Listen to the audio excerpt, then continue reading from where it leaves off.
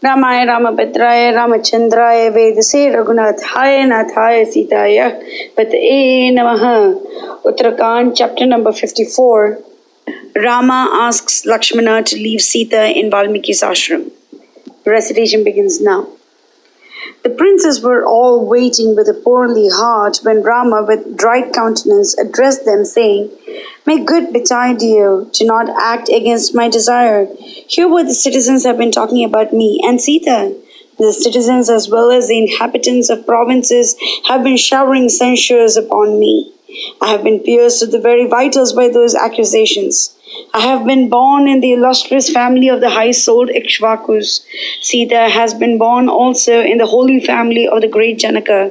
Gentle Lakshmana, thou knowest how in the solitary forest of Dandaka Sita was stolen away by Ravana and how I have slain him. At that time, even I was stricken with anxiety regarding Sita, that how could I take her home since she had resided in the house of the Rakshasas. To secure my confidence, Sita, in your very presence, entered fire. At that time, O Saumitri, fire, carrying sacrificial oblations and the wind of the sky, declared Sita's innocence before the celestials. In the presence of all the rishis and gods, the sun and moon announced the innocence of the daughter of Janaka. Indra, the king of the celestials, himself handed over the chaste Sita unto me in the island of Lanka.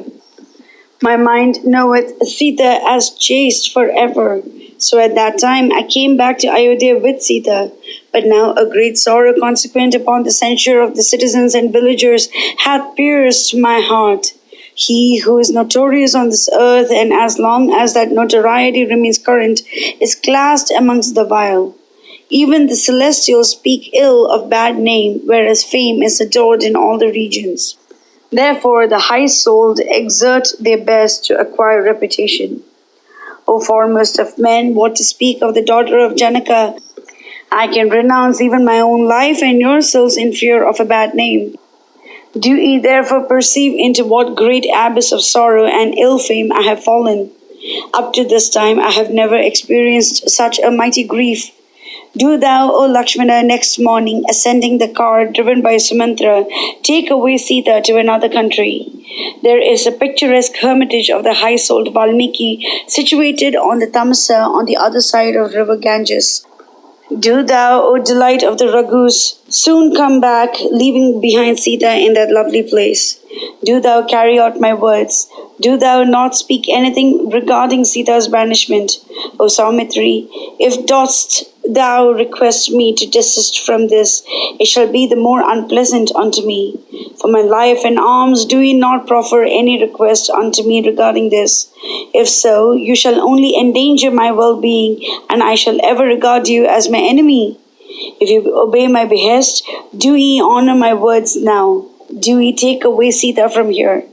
Ere this, Sita had communicated her intention of beholding the hermitages of ascetics on the banks of the Ganga. Let that desire of hers be now satisfied. While saying this, the eyes of the virtuous soul Rama were covered with tears. Sighing hard like unto an elephant, he, with a heart stricken with grief, departed to his own quarter in the company of his brothers. Mangalam Koshalendraya Mahaniya Gunaptiye Chakravarti Dhanurjaya Sarvabhaumaya Mangalam.